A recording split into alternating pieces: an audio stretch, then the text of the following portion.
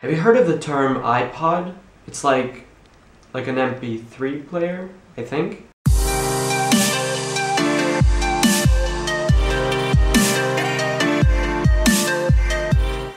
Hey, what's up guys? Today I'm here to talk to you about Apple Music. Not that you haven't actually heard about it, but I'm pretty sure that I know some myths that are not true and that you believe, but they're not true, right?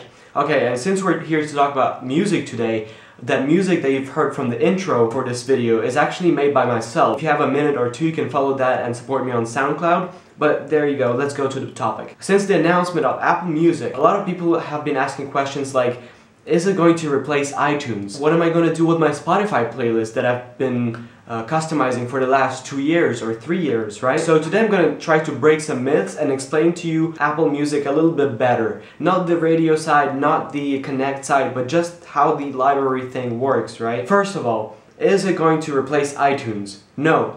iTunes is here to stay. iTunes is a store for purchasing music. When we talk about iTunes Store, we're talking about ownership, right? So you download the MP3s onto your Mac, you can do whatever you want with them, you have the actual file, right?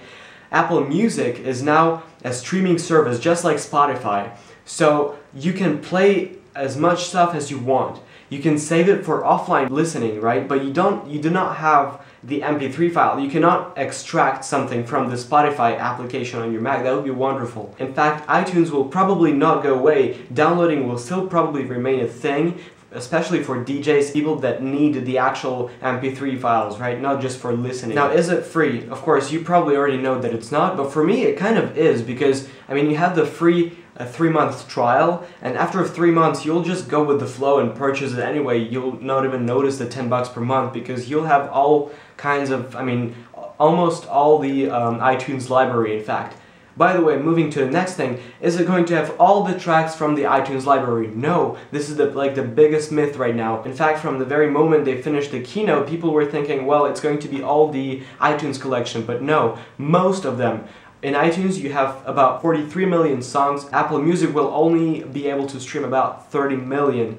So most of it, but not all. For example, if you have Beatles, you'll have to make sure it's already on your iPhone in order to play that. So is iTunes dead? As I already said, no, downloading will still be a thing, right? So let's move on. Now, if you're like myself, you've probably been using Spotify for a while now, and so you are probably asking, well, I really like the Apple Music, but can I actually transfer my playlist onto it? Well, we actually have no official information from Apple since they are rivals with Spotify. I'm pretty sure Spotify is not going to invent a feature so you can just transfer everything to Apple Music easily, just like that, and everybody can just forget Spotify ever exists. Now, what is going to happen to iTunes Radio? Well, it's actually going to be free now, but with limited skipping, right? So, but if you actually join Apple Music, then you're gonna have unlimited skipping. Now, the biggest mystery of all times, and I've been actually working on this and doing research for the last 1.5 hours right now, iTunes Match and Apple Music, and how they correlate, how they complement each other, and why they're independent and stuff like that. Basically, iTunes Match, it's more to do with syncing across your devices. Apple Music, it's mostly about streaming all the songs in the world.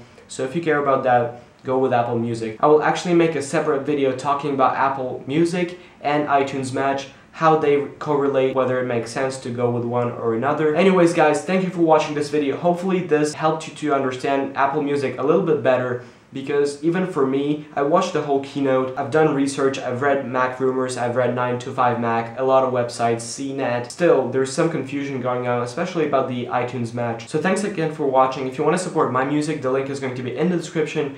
Thank you guys for being supportive. Leave a like and I'll see you next time. Peace.